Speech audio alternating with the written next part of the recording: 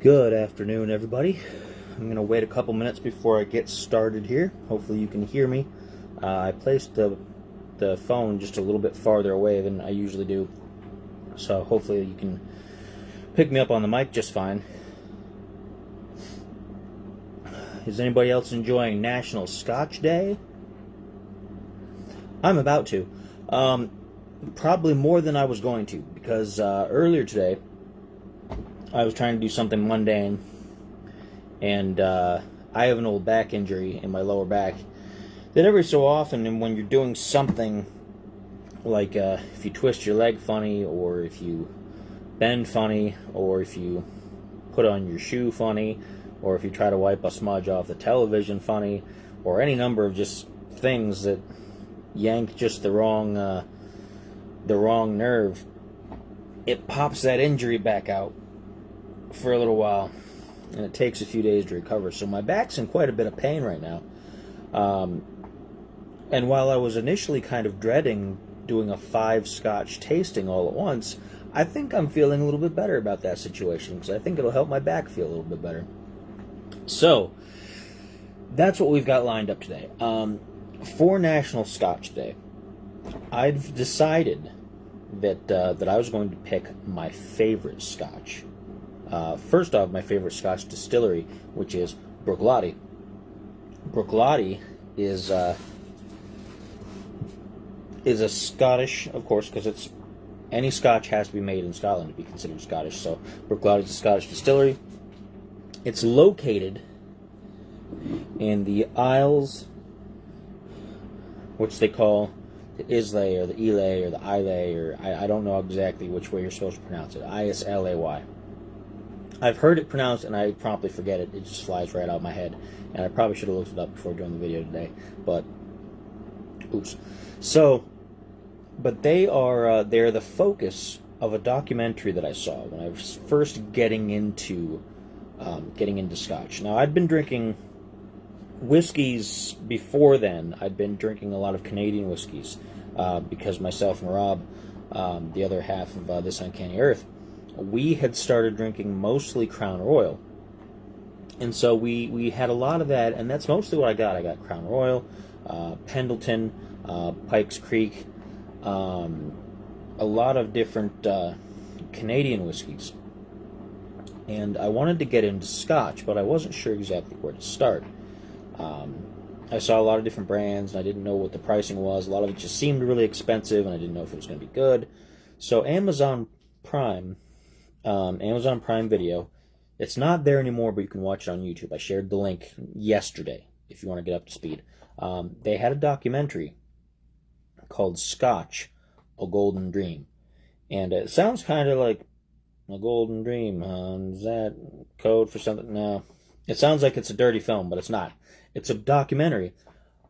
It's kind of about Scotch in general, and how Scotch overall is made in Scotland, a little bit of the history of the spirit and all that kind of stuff, and about its national identity.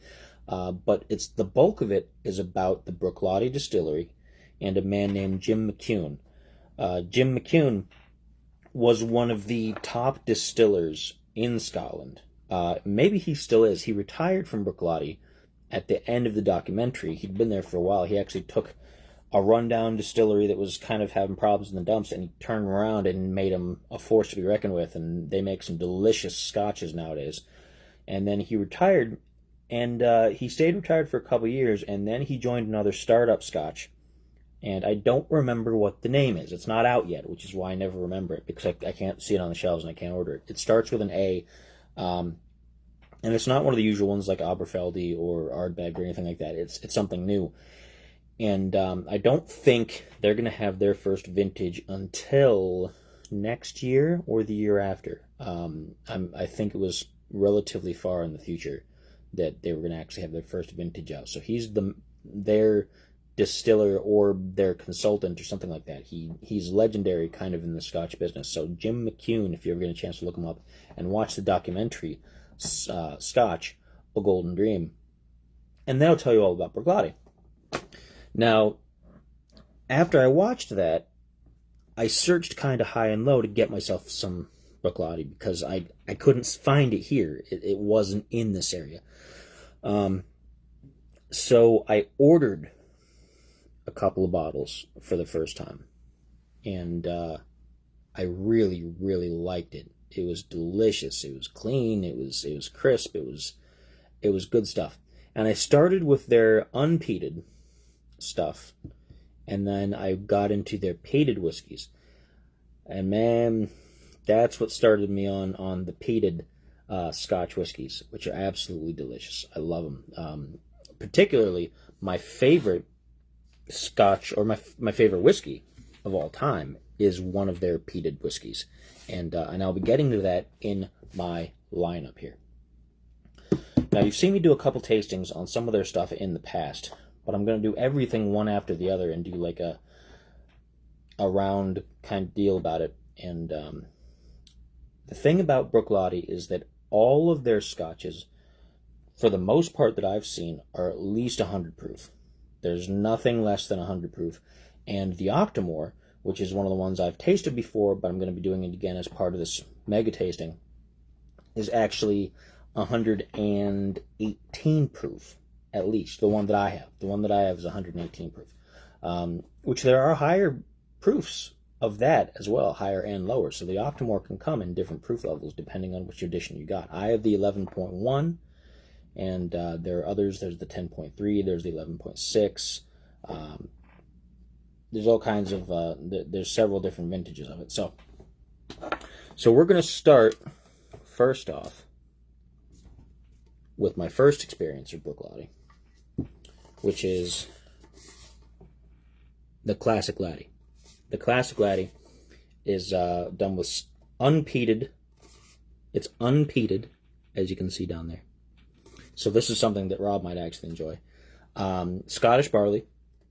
Has a nice little story in it, and it's made using 100% Scottish-grown barley.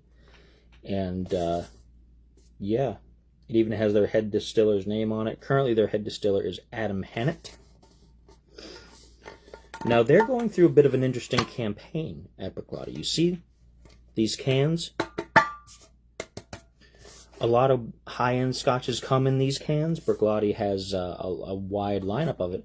Bruichladdich is trying to eliminate the cans. Now, I don't want to say that as like a negative thing. The reason they're trying to eliminate their use of these cans is because it takes so much extra manufacturing power to do it. It takes more material, and it's more wasteful as far as I guess the environment and sustainability goes. So they're trying to cut back on that so that they can be a little bit more conscious of their impact on the planet and stuff. And I don't really have a particular opinion on all that. That's a topic for a completely different show on a completely different day. But it's interesting. And what they do is if you order bottles from them, which you can't really get shipped from them straight to Ohio, but if you were in an area where they could ship to you, they give you the option on every order to go with or without the can. So you can choose to be like, nope, I don't need the can because I understand what you guys are doing and I'm all for it, great. Or I would like to have that can as a display piece, or it's a gift or something, and somebody else might appreciate it. So it's an interesting campaign. It's called the One Can Less, or something like that. It's very similar to that, One Can Less. And they're trying to just reduce the amount of materials that they use. So interesting. I don't know of too many other distillers that are doing that. Now, their bottles are pretty distinctive. You see this color? I don't see any other Scotch whiskies with a bottle like this, which is one of the things that really interested me because it stands out. I mean, this tealish seafoam blue-green kind of color. I'm not the best with color descriptions, but and you can see I haven't actually unsealed this one. I've had it before, but this is a part of my private stock. All of these are part of my private stock, so you guys are getting a rare treat today, in that I'm getting one tasting each of stuff that normally I wouldn't just pull off the shelf. So, put the can over there. Nice satisfying pop. Nice fresh taste. Very, very nice.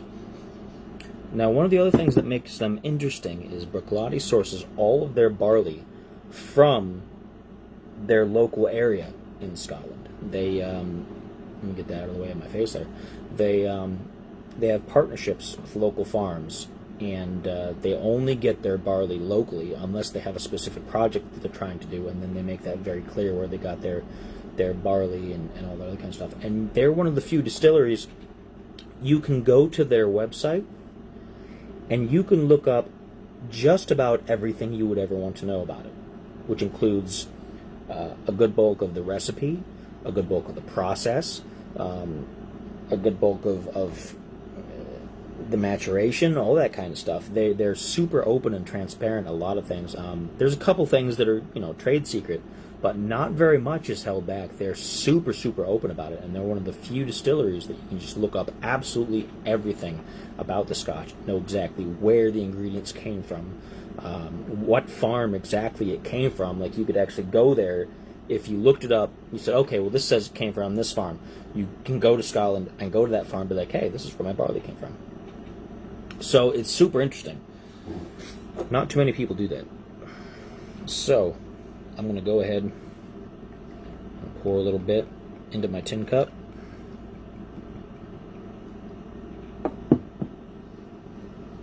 And I don't know if I can show you guys the color. Probably not. This is a amber, light amberish kind of gold color.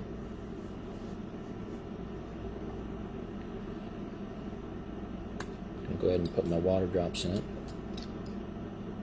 1, 2, 3. Now, interestingly enough, it's that documentary and Mr. Jim McCune where I initially got the idea that, yes, you should probably add some water to it. Because a lot of people are like, well, I don't like to add water to it because I don't want to dilute it, I don't want to do this. But Jim said in the film that as far as Scotch is concerned, you should always add a little bit of water. Because while it's good on its own, you want to get that chemical reaction. You want to get that catalyst, that warmth, to kind of subtly unlock some of the flavors of the Scotch. And since most of this is his recipe, I would think he knows what he's talking about. So I've been doing that ever since. I've adjusted how much water over the years. Well, I say over the years, and it's only been like 2 or 3 years since I really got into it, but I used to add a dash of water, and then once I got my droppers, I switched to 3 drops because I don't want to add too much, because I also still have the opinion that I don't want to do too much dilution. I do want to unlock those flavors, but I don't want to dilute it too much because you lose a bulk of the flavor that way. So this is the classic Laddie by Bruichladdich. This is their flagship. It's pretty much available all the time. They crank these out regularly. A fly just flew into my eyeball. Yeah, so this is their base vintage. Just like how Jack Daniels is, that's their base one. Buffalo Trace itself, the name brand, is their basic one, etc., etc. Nice clean smell. And you can still smell a little bit of peat in there, but it's not on purpose, and it doesn't translate into the taste so much. They're in an area where they use a lot of peat moss in a lot of their things, so you're going to get a little bit of smell in there, but still very clean tasting. Oh, smelling. Here you go.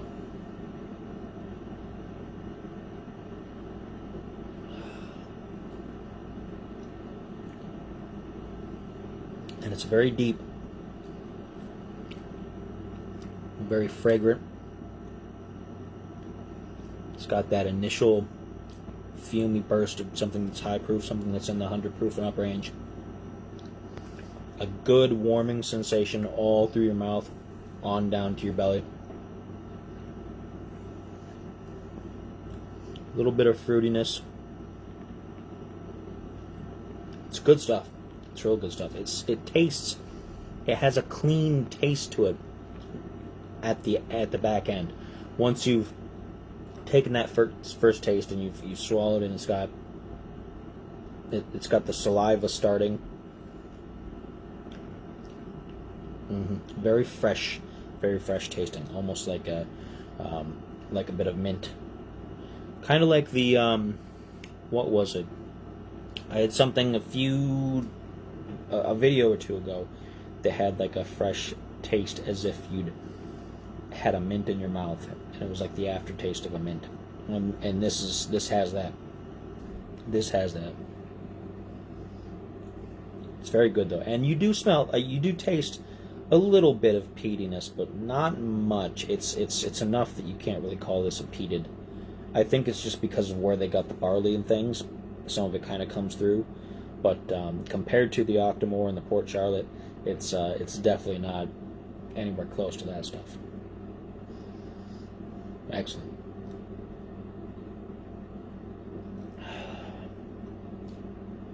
Very bright. It's a very bright taste. Very bold. Very bright and bold. And that's one of the reasons that I really like Bruichladdich. It's because it is very bold. It is very recognizable.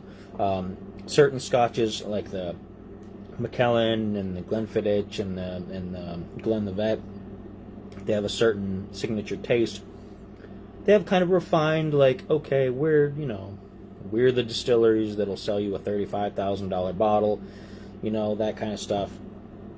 And they taste like Scotch, and they taste like good Scotch, but sometimes they taste like each other. And that's not to say that they all are made in the same place, because they're not, and that's not to say that they necessarily maybe trade all their blends back and forth, because a lot of times they don't. But they all, when you taste them, you're like, okay, this is a Scotch. You might not be able to tell right off the bat which Scotch it is, but you can tell it's a Scotch. Whereas the Bruichladdich, I can tell pretty quick that this is Bruichladdich. Because it's very bold, very fresh tasting. So let's pop that back in the can. Now none of these are cheap. None of these 5 that I'm going to show you are cheap. They are all at least $65 or more, a $65 price point or more, at least for me to get a hold of here in Ohio. I have to special order every one of these. I can't get these on the shelves here. I tried to look up in the Ohio Liquor Control Board's website, because you can check on brands and things and see what they have in the state, what's allowed here, and what, because we're pretty regulated here on what we're allowed to have. It's kind of silly, but you can look up the brands, and the closest place to me that had partial availability, that's not even regular availability, that's partial availability, which means sometimes it comes in, sometimes it doesn't, was in Cincinnati and Columbus. And that's a heck of a drive to get one of these. It's a heck of a drive. So whatever I might be saving in shipping, I'm going to be spending in gas to get there and back. So it just makes more sense for me to special order all of these than to do that. But that just tells you, if you find something that you really like, that you're a big fan of, look for ways to get a hold of it that aren't going to break your bank and that aren't going to put you out too much. Because this was well worth it. Once I got into Bruichladdich, I've been on it. Like, oh man, I can't get enough of this stuff. I try to go through it slowly, pardon me, because it's so difficult for me to get a hold of and replace. I would just stock up and stock up and stock up on it if I could. Like 2 or 3 bottles of everything just to keep around, so I always have some around because it's that good. But anyway, so let's look at the next expression we have here in a gray can.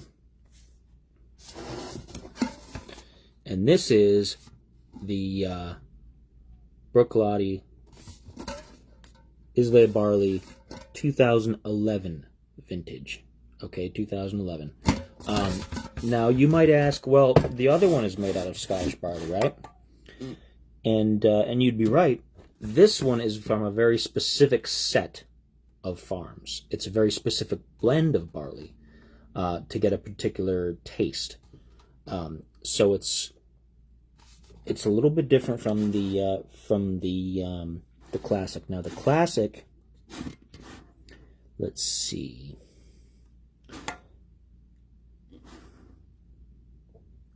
The classic is matured in American and French oak barrels. Okay? So that's a difference, because this 2011 edition of the Islay Barley is matured in a mix of 75% fresh bourbon casks and 25% second and third fill sweet white wine casks from, it says, quote, the world's greatest sweet wine estates. So the barrel makes a difference. This one is made from very specific, and it even has a little map here on the side. I don't know how well you guys can actually see that. Move my light around here, and that doesn't work.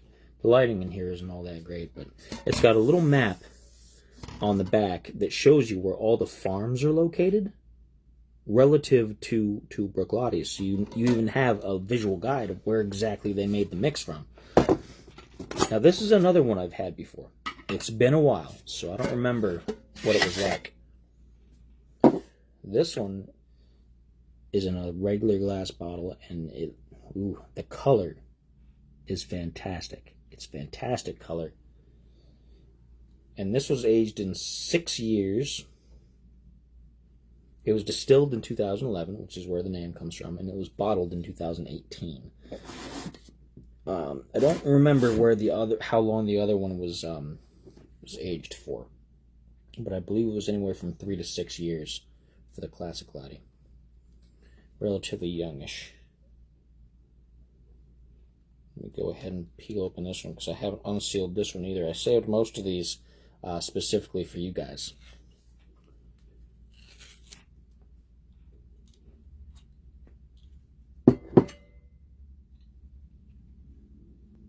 Alright, got that going there. Let's pop that cork. I'll move that can back over. Ooh, nice pop. I'm going to take a little bit of water, kind of cleanse my palate a little bit.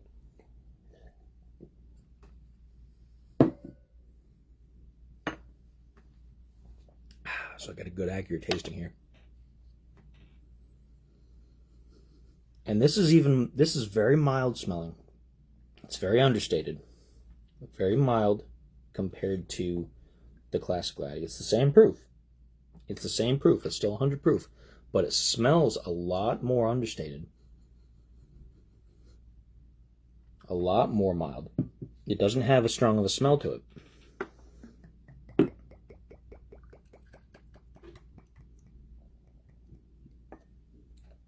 So I'm going to do that. Pop that back in the can. Wipe up a little spill I made. Alcohol abuse. Okay. Let's add our drops. 1, 2, 3. 3-drop rule. Okay.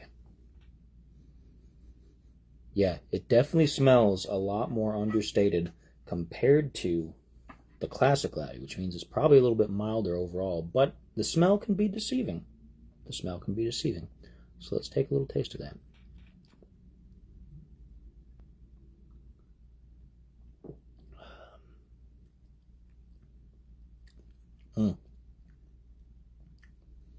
Very smooth to start, a little bit harsher on the back, less of a fume than the classic.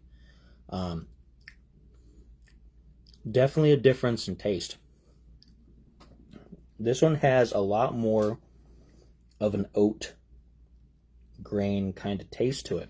I mean, there's no oats involved, it's all barley, but still, just like how I say sometimes I taste fruitiness or creaminess, there's none of that usually in a whiskey. But your taste buds will react different ways. It doesn't hit as hard as the classic does. It is milder. It has a little bit of smokiness, but not a peat smokiness.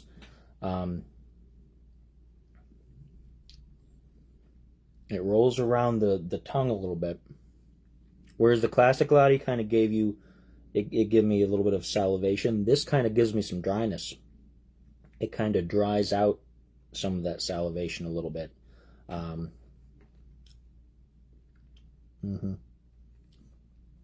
So this is something, whereas the classic latte might be something that you might have like a drink or two in a social gathering. This is something more of a slow sipper to enjoy, kind of. This isn't something that you'd want to just go through real fast, not because it'll hit you real hard, but because it's something that's really kind of enjoyable.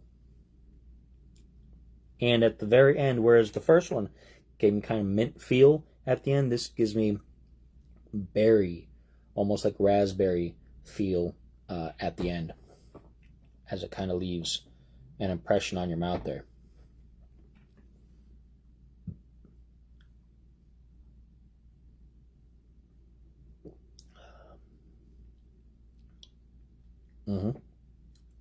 Definitely a drier spirit.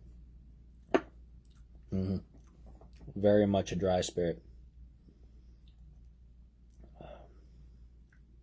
Yeah, having those back to back is like filling your mouth with a bunch of saliva and then having it all sucked right back out.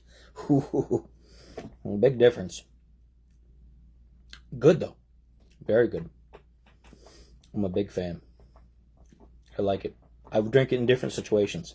Like I said, this would be more of a casual, quiet evening kind of thing, where the other one you might be able to get a little bit rambunctious with your mates. But good stuff. Good comparison. They do pair very well together back and forth. They are very, very similar. They're still distinctive. Like, there's definitely a distinctive taste between the two of them, but they are very similar. So if you're looking to get something that's not the standard, but you don't want to go too far off that base flavor and that base mouthfeel, then the Isla Barley 2011 is a good choice. They have the 2011. They also have the 2012, which I believe is new. I don't remember if I've tried that one or not. I have a couple cans up in the attic that are empties that I'll probably take a look at and compare. But good stuff. Real good stuff. Yeah, we're going to cleanse the palate one more time.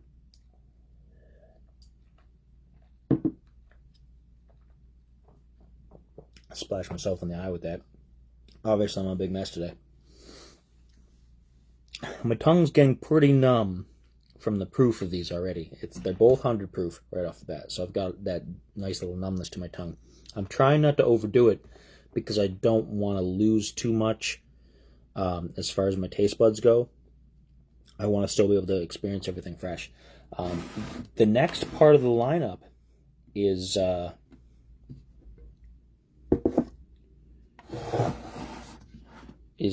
I'm trying to decide which one I want to have. I think I'm going to be having the Port Charlotte 10, which is my absolute favorite whiskey of all time. Right here. For me, this is the best. It doesn't get any better than this. This is the tastiest. This is the awesome stuff. And this is the equivalent of the classic, but in their heavily peated lineup. So this is the difference between the unpeated and the heavily peated. They have a lot of heavily peated scotches compared to their regular ones. A lot more to choose from, and I've only kind of scratched the surface on the ones that they have available. This one is their core bottling from the lineup.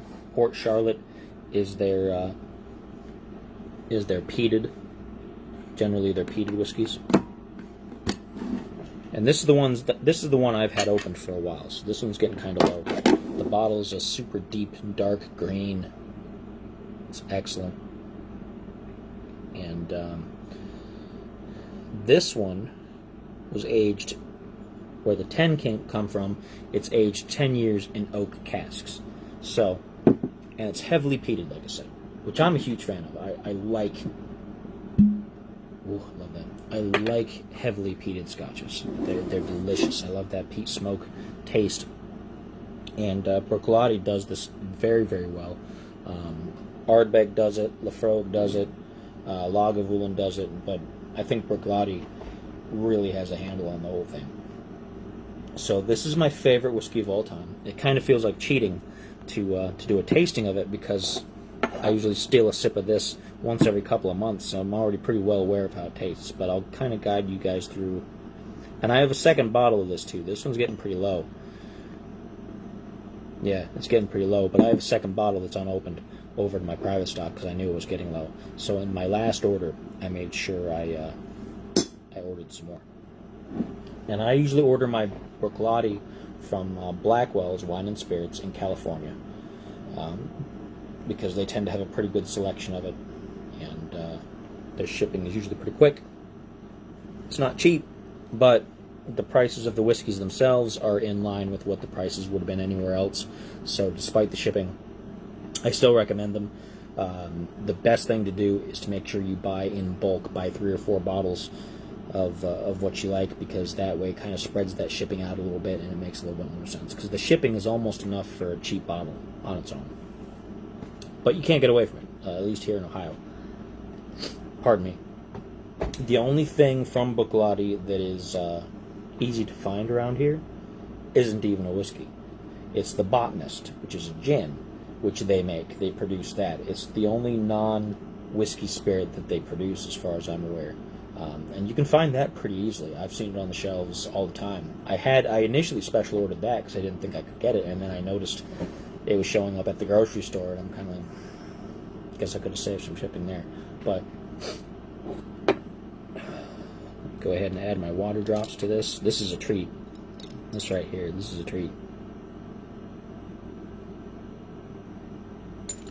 Ooh. Let me do one more little drink of water. Clean that palate out. And this is a little bit, it's pretty much the same color as the other ones, but it's a little more reddish, a little more burgundy kind of a color to it. Oh, and the smell is excellent. Oh, it smells so good. That peat smokiness, and it's sweet smelling. It's not like some of the Ardbeg that you find, and some of the Lafrogue and the Lafrogue, and some of the Lagavulins. That peat smell is a very swampy smell, because that's where they get a lot of the peat. They get peat moss from the peat bogs. But this is very sweet smelling. Very sweet smelling peat. Very sweet, smoky. Oh man, I can't wait.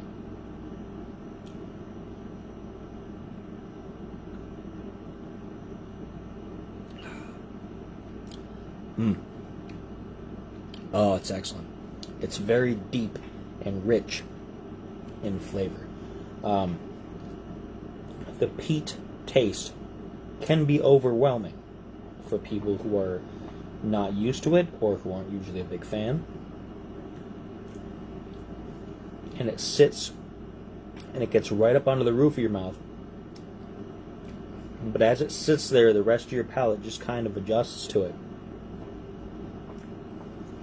And it's hard to describe. It's a very deep, complex set of flavors. But it's very, very good. The peat smokiness. This is, and I've said this before, this is like a relatively warmish night, not a hot night like in late summer, but maybe like in early fall, before it starts to get cold, before there's a chill in the air, but after the most of the worst of the summer heat has gone by, or maybe like an early spring when everything's just starting to get warm after the winter, around a bonfire or around a campfire. Lafrogue has a chill taste to that, so to me it always reminds me of a cool night around a fire. But this is like a warm night around a bonfire, like a good late summer, early fall bonfire before things have gotten cold, when you're still maybe in your short sleeves. And yeah, Excellent stuff, though. I love the stuff. I absolutely do. If anybody ever wants to know what you can get me as a gift, if you're ever trying to gift me anything, which, first of all, don't. I don't like gifts. Don't do it. But if you're insisting and you're going to do it, get me a bottle of this. Get me a bottle of this, because this is fantastic. As the other ones, it is not cheap. This is, I believe, in the 70-plus range. At least here in Ohio. Again, I'm in Canton, Ohio, so prices reflect the market in this area. So 70, 75 bucks for a bottle of this, whereas it's like 65 bucks for the other two, for the unpeated. So, excellent. Well worth the money, in my opinion.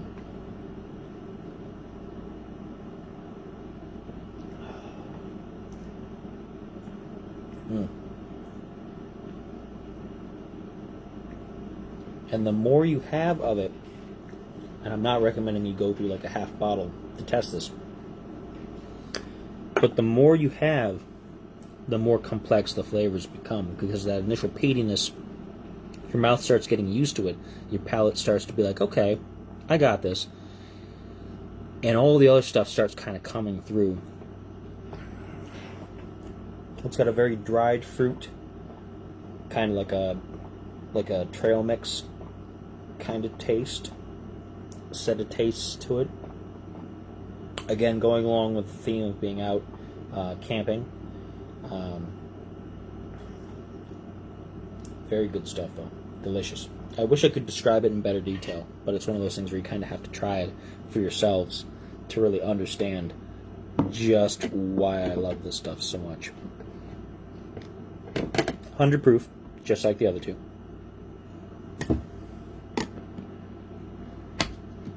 Now the next one, I have not tasted before. The next one is the only one out of all of these that I'm going to have that I have not actually tasted before. And it is another Port Charlotte, so it's heavily peated. And it is the... I'm going to pop the top off here so you can see that better. The Port Charlotte Early Barley 2012. A lot like the normal barley from 2011, but in the Port Charlotte version, which means it's been heavily peated.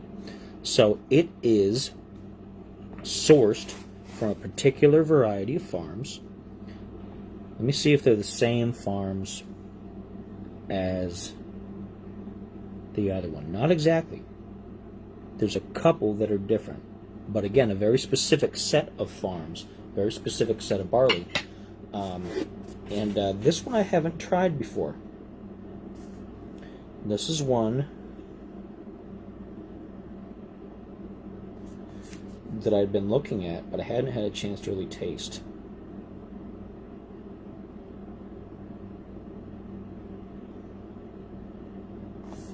Let me see what if it talks about where it was, what kind of barrels it was distilled in. They don't always say on the container, but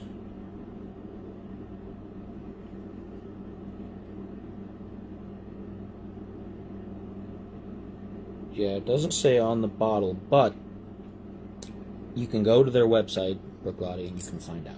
Because like I said, they have all that information available for people to look at.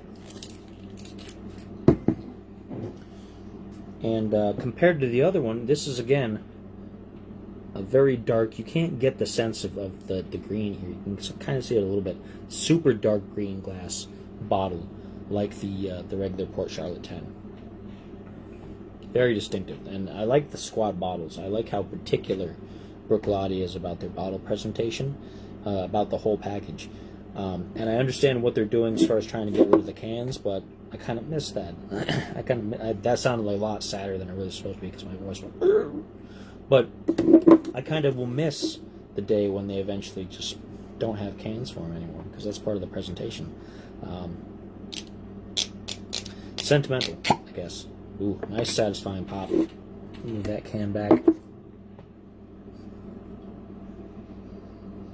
Mmm. Interesting. It smells kind of like a Lafrogue. It kind of has a chiller campfire smell to it. I'm interested. I have never tried this before, so I'm excited. It's heavily peated, so I'm already kind of like, and it's Bruichladdich, so I'm double kind of like, ah, and then it's something brand new that I've never had, so I'm kind of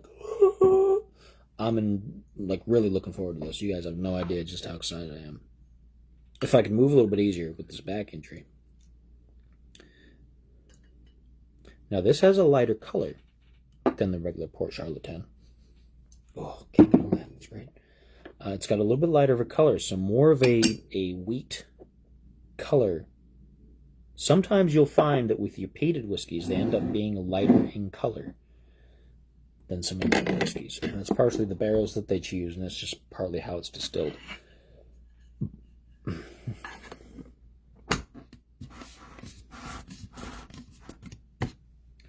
So good stuff. Now that was distilled in 2012.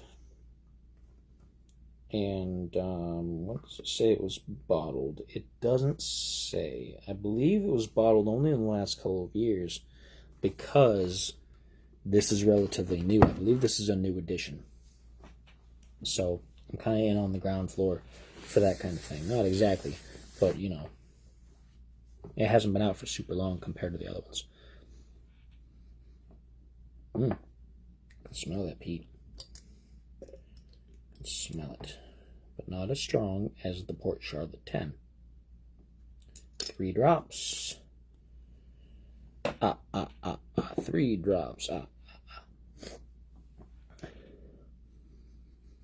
It smells very clean for a peated whiskey. Peated whiskeys tend to smell kind of dank.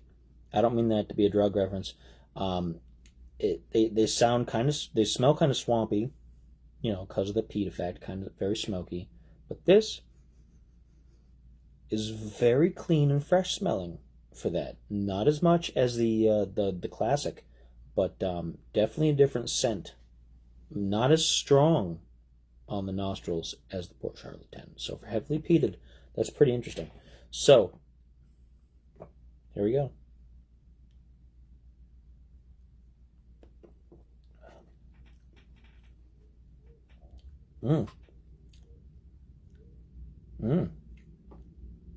Now that is very interesting.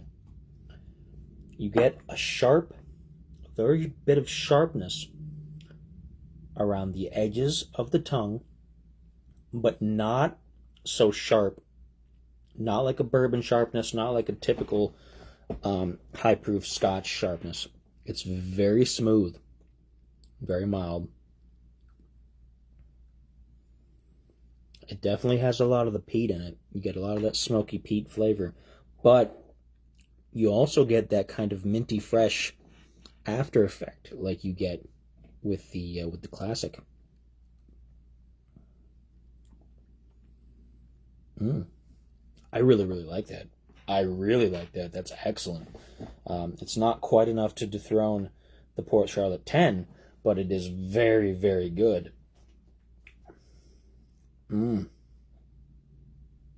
That is excellent. That is some incredibly good stuff. I'm kind of at a loss for words because I'm trying to let it roll around and see what kind of flavors are going to open up. It dries you out like the other Islay barley does. It does dry out your mouth a little bit. So this is something where if you're going to pair it with anything, you'd want to pair it with a food that's very juicy, that's very moist. Maybe a medium rare steak or a burger of some kind, or like a pot roast with mashed potatoes or something like that. A really nice solid meal, maybe like a meat pie or something like that, like a Scottish pie. Good stuff. I like that. I really like that.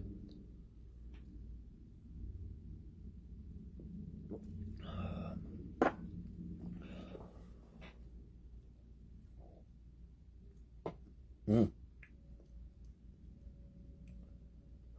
it goes up into the back. It gives you almost up into the sinuses. This is a sinus teaser. That's a sinus teaser. This is kind of a step between the Port Charlotte 10 and the Laphroaig as far as my campfire analogy goes. This would be at home either in a warmer night around a campfire or a cooler evening in the mid to late fall around a campfire. Very good though. Excellent stuff. If you guys get a chance to try this, let me show you the cap here so you can remember it. If I can get it off, goodness. The Port Charlotte Islay Barley 2012 by Bruichladdich. Okay? Excellent stuff. Very good, very, very good. Like I said, the Port Charlotte 10, pardon me, is still my favorite, but that's pretty close behind. That is excellent. That is absolutely delicious. I'm gonna want to be dipping into that every so often. I think I'll probably have to try to find a second bottle. Whew.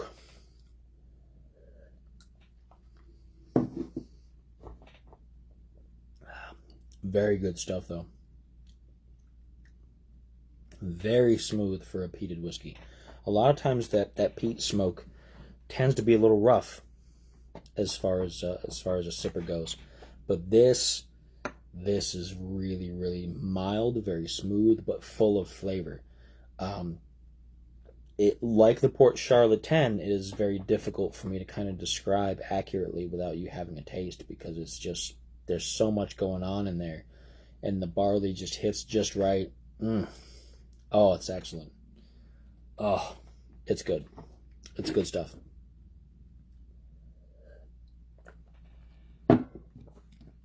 That being said, that's 4 scotches down.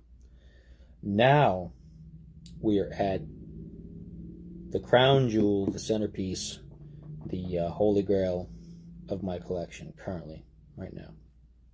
And I've tasted this for you guys before. And I also have a video with Rob about that we did before that he has to send me still. He still has to send me those videos, because we did over a length of time, we did quite a few other tasting videos of different things, including the botanist. And one of them was the Octomore, which is this bad boy right here, in a tall, very tall can. By comparison, that's how much taller the can is compared to the normal cans.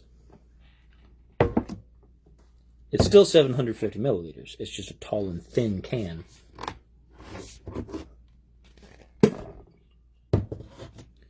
And this is, of course, the Octomore 11.1, which there are multiple editions of this. And this is not the peatiest one. It does not have the highest content of parts per million as far as the peat effect goes. But the Octomore name in general is the most heavily peated whiskey in the world, which is one of the reasons I wanted this so bad. Now, this was not cheap. Those other bottles, you know, expensive at $65 to $75, that kind of thing. This bottle on the secondary market goes as high as $400 to $600 to $800, which is way outside what I'm willing to spend. I did not spend that much for this one. I feel bad because of how much I did spend on this one. This one was $250, which is a very uncomfortable price for me. My outlook on this kind of thing, because I see Macallan's and I see Glenlivet's and things that are like I said, $35,000 or more for a bottle, and I'm like, That is a lot of money to spend for something you're going to drink and then send off to the toilet. That's what it's got. If you drink a liquid, that's what happens. It ends up in the toilet, and that is a lot of money to end up letting out into the toilet when it's done through your body. So $250 is it hurt. It hurt a little bit to kind of put this order in. I'm glad I did, because I'm glad I got a chance to taste it, but it still hurt to drop that much on it. And I used I usually use PayPal for most of my purchases these days, at least online. Pardon me. And so I used PayPal, and I used their pay in 4 system to break it up.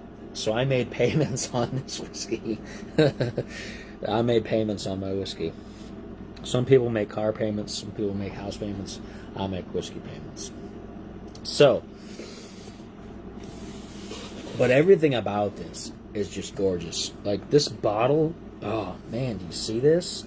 Oh, it's something else. It's just, you don't see this from a lot of other distilleries. You just don't. I mean, you'll see it, you'll get some fancy bottles from Macallan for like a few $1,000s or that kind of thing. And Glenfiddich has those triangular bottles, and Johnny Walker has different colored bottles depending on what kind you get. If it's the green label, you get a green bottle. If it's the blue label, you get a blue bottle.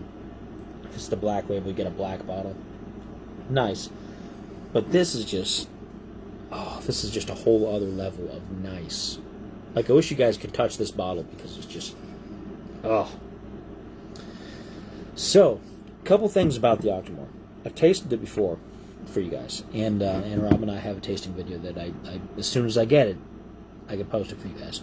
But this was aged only 5 years in oak casks, and you might think, well, that's not very long, but I think it's kind of just the right amount. It works for this. This is very high proof. The longer you usually let sit in the barrel, generally the proof of something goes down, because you get a lot of evaporation over time. They call it the angel's cut, because it evaporates, and you lose like a third of the barrel depending on how long you let sit. And the proof on this is the highest out of everything else I've tried today. Everything else is standard 100 proof. This is 118 proof. So it's no slouch as far as Scotch goes. This is getting into bourbon territory. This is getting into high-end bourbon as far as that goes. So it's pretty hefty. It's not just a sit-around casual sipper. The other thing about this is that it's a limited edition. All of the Octomore bottles are limited edition. There's no major, like, they don't just crank them out, and then they're done. They always have a set limit for how much they're going to make. And this particular vintage was limited to 30,000 bottles, which sounds like a lot. But remember how many people live in the world these days. 30,000 is not very often, is not very much. I mean, think about how many people in the world that drink alcohol. Just in the United States alone. I mean, the United States is a huge market for this kind of stuff. In Scotland and Ireland and the rest of the UK, they go through this stuff like nobody's business. And so 30,000 bottles is not very much. So it's difficult to get a hold of these. Very, very difficult. The price is only going to go up. So if you want to try any of the Octomore or any of the other rare vintages by Bruichladdich or from any distillery, look at the prices, buy the lowest one you see if you can still afford it, and then leave it at that, and then kind of break it out every so often for a special occasion. But savor this. Savor it. Now, the way that they talk about their peat infusion, pardon me, when I talk about peat, the peat moss, I don't mean that they put it in the whiskey. It's not like strained in or something weird like that. When they are charring the barrels, they char them with peat moss, with burning peat moss. And when they roast the barley with they use peat moss to help smoke and roast the barley. They burn peat moss for the fire, and that's what infuses it with that peat flavor. They measure that in parts per million. Now, some of your Ardbegs, some of your Laphroaigs, they'll say that they're 39 parts per million, which is that's the rate of how much peat was burned in comparison to how much barley that they were roasting, etc. And Ardbeg is one of the most heavily peated scotches in the world. Okay? 39, 40 parts per million. Remember that. This bottle, which is not the peatiest one you can get, is 139.6 parts per million. That is a lot of peat. I don't know if it says on the Port Charlotte how much parts per million there is on it. I don't think it does, but you can look it up. You can go to their website and you can look it up, obviously, because again, all the information is there. But just this bottle alone is a huge difference in peat smoke infused into the barley. So, and I've tasted this before, and it's great, but it hits you hard with that peat flavor. Rob was kind of like about it, but hopefully you guys get to see that video sometime in the near future. But let's take a look at this. I don't see any comments still, so nobody must be commenting. But one thing too about this is it's very light in color compared to all the other ones. It's probably the lightest in color, a very pale gold compared to most of the other ones, which is something interesting you see about peated whiskeys. Peated whiskeys tend to be lighter in color, and I don't know if that's just because of the effect that the roasting has, or if it's just the barrels that they choose, or what. But I noticed that a lot of peated whiskeys, heavily peated whiskeys, are lighter in color. Interesting. One of these days I'll look it up and I'll find out why that is, and I'll let you guys know.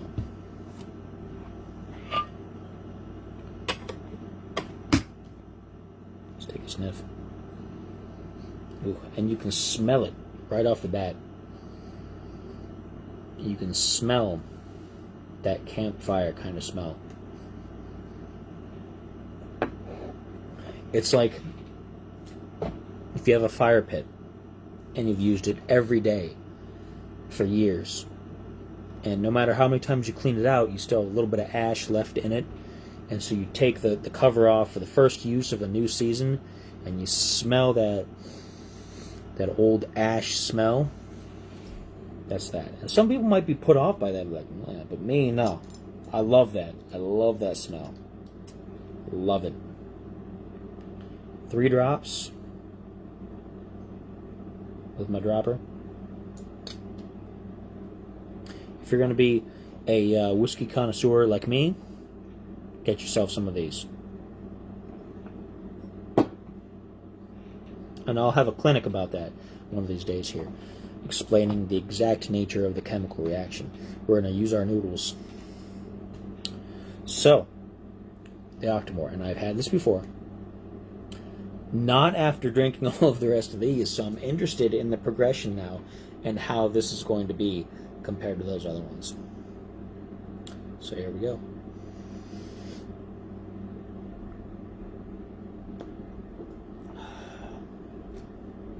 Ooh. And it hits you. It hits you quick. It's very sharp. the peat smoke. The first taste overwhelms your mouth.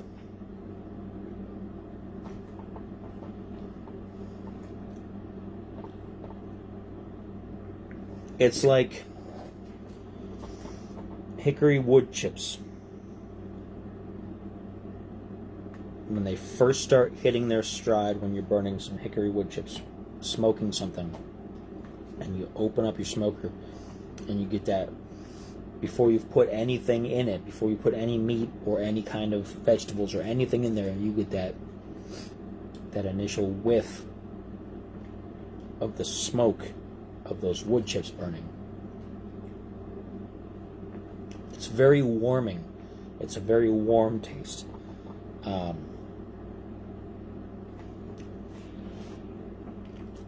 As it goes on, the peat starts to recede a little bit, and the depth of the whiskey comes out, and you can taste a lot of the Port Charlotte 10 in there,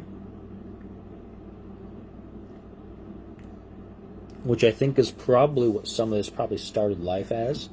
It probably started life as a distillation of the Port Charlotte 10 before it went through its mad science and became the Octomore.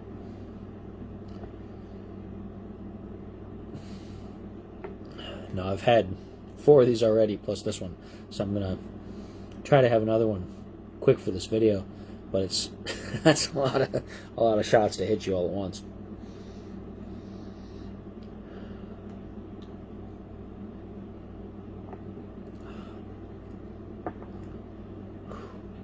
Still very sharp on the second drink. A lot of times you'll drink a whiskey, and as you drink it, it'll slowly get milder. Your palate will more get used to it, and you'll decide whether you like it or not first. But if you do like it, you'll start getting those flavors revealing themselves. The peat, there's just so much of it. You get that smokiness, and this is a saliva producer. I can feel the saliva just kind of like, wah. This is something that you want to have with food, and it's not something that you have like an accompaniment to food. Like some people have wine with dinner, and they'll have a couple of glasses of wine. Do not have a couple of glasses of this. You pour a little bit, have a little taste, eat some savory food, some good savory home cooking food, and sip on it between bits of the meal. There's a lot going on in here. It's a very complex taste. It's if the other ones were difficult to describe, this one's near impossible without you guys actually having a taste of it. And I would love one of these days for you guys to be able to taste this and let me know what you think. It's expensive, though. It is expensive, which is why the bottle is still pretty heavy. This is probably only the probably only the 4th drink I've had out of it, and they've all been small. I've had 4 drinks. Rob's had one, at least one. Maybe he had 2 for our tasting video. I don't remember how many he had. But this is something that I'll probably keep going for quite a while. One, because of the price, of course. I don't want to go through this too quick. But another, because it is a very hefty drink. It is not easy to drink. And that's somebody who really likes peat smoke and peated whiskeys. It's a difficult sipper because it just hits you real hard, and it gets those saliva, that saliva brewing, and there's not a lot of occasions that I have to pull this out and to pair with necessarily. I don't have big fancy dinners all the time, so I don't want to pair this with Burger King or with McDonald's or something like that. But man, it is good. I like it. Not as much as the Port Charlotte 10, though. I think this is the upper limit of the peatiness that I like. And I like it as a curiosity, and I like it because of just the depth and the complexity of the flavor. But if I'm going to pick something that I'm going to have for a regular sipper, I'm going to pick something that's a little less overwhelming, because that's what this is. This is very overwhelming. It's good. It is good, but overwhelming. And that might be a bit much for most people. So if you're not really into peated whiskeys like I am, this isn't going to be your speed. If you are, you may still be kind of like, oh man, that's a bit much. But it's an experience. It is definitely an experience. If you get the chance to try something rare and unusual and expensive, always try it. Don't always buy the bottle, but always try it. It's just like this, the Blantons and the Willet bourbons. Blanton's is, of course, by the Buffalo Trace Distillery. It sells on the secondary market $300 plus. I haven't gone one because I'm not as big into bourbon. I enjoy it, but I don't want to spend $300 on a bourbon that I don't know is actually any good. And I've seen plenty of people say it's good, but it's just a lot to spend. And $250 on this it hurt. It hurt. Oh my goodness! When I hit that buy button, I was just like, no. I was kicking myself, but I'm glad I got it because it gives me some perspective.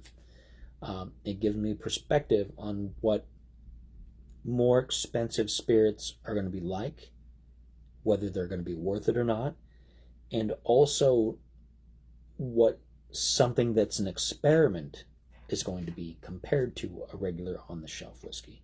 Because that's what this is. The Octomore is an experiment.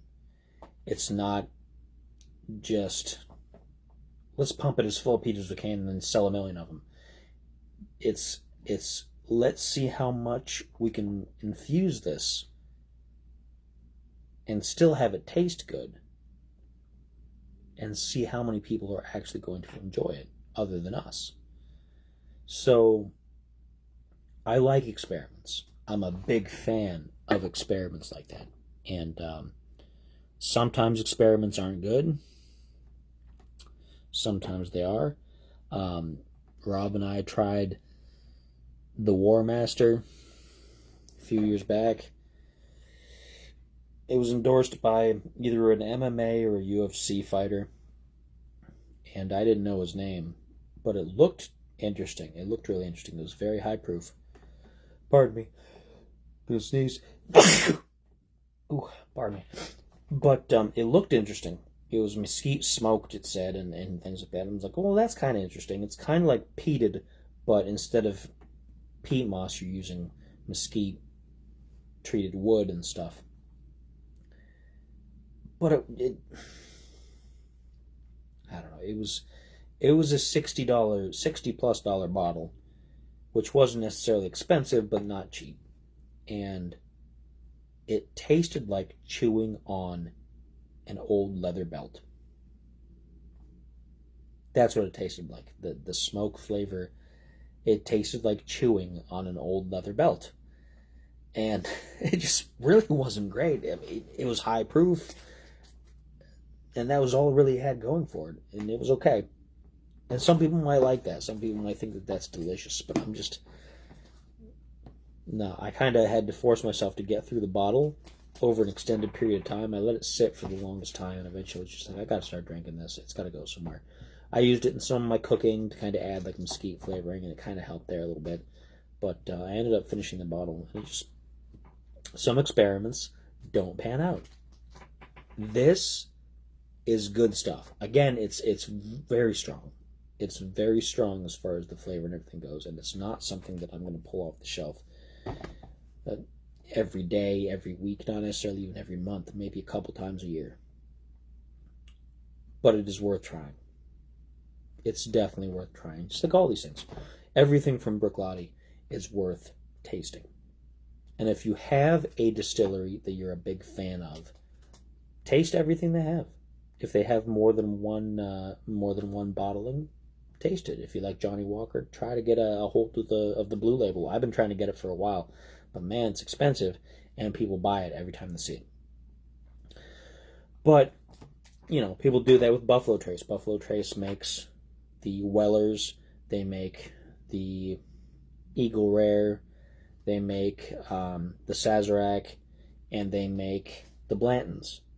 And people go nuts for everything. Like, people who are really into that, they'll go to the stores on the days when the trucks unload. They'll be like, hey, you got any of this? You got any of this? You got any of this? And they'll buy them up quick. I can't find any of that stuff around here because people buy them. I got a special order, all of it. And, so yeah, there you go.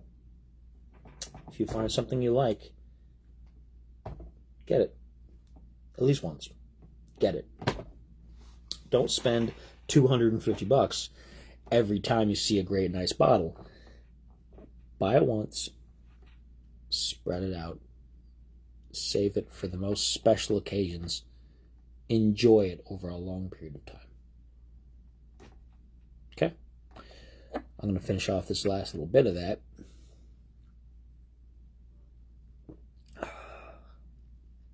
Whew. It gets you. It almost makes it so you can't talk, because all that gets right up into the esophagus. It's good, though.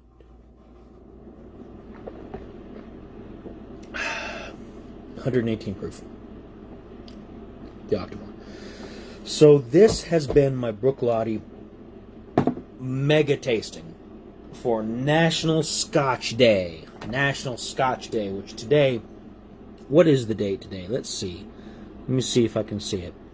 Tuesday, July 27th, 2021. July 27th, National Scotch Day. I am glad to have gotten the chance to spend it with you guys. Hopefully you guys enjoyed the video. Hopefully you guys maybe learned a little bit of something.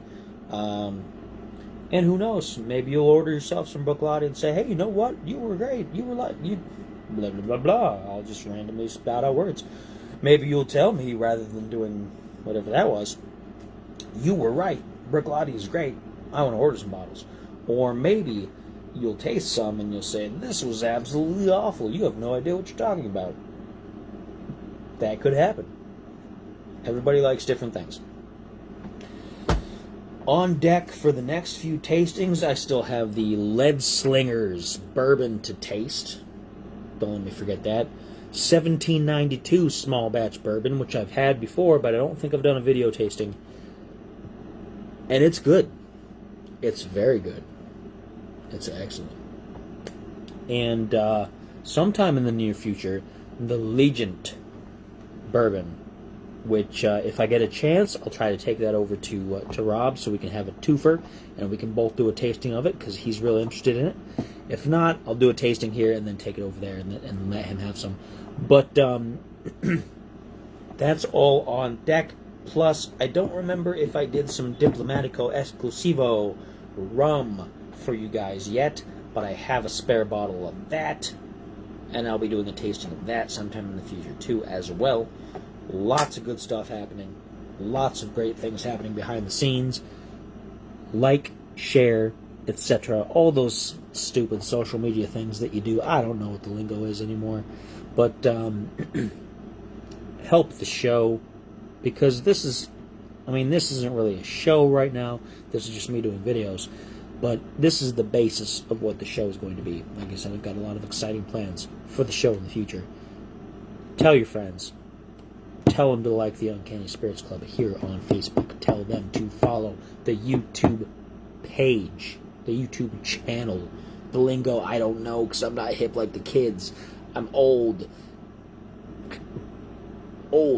So, tell them to follow the Uncanny Spirits Club on YouTube, on Facebook, everywhere, to see more of me drinking things like this.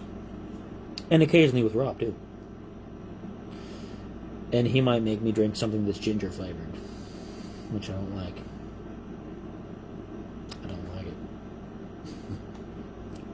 But he does. So, do all those things. I got some water left over. I have a feeling I'm going to need it. Till next time, cheers.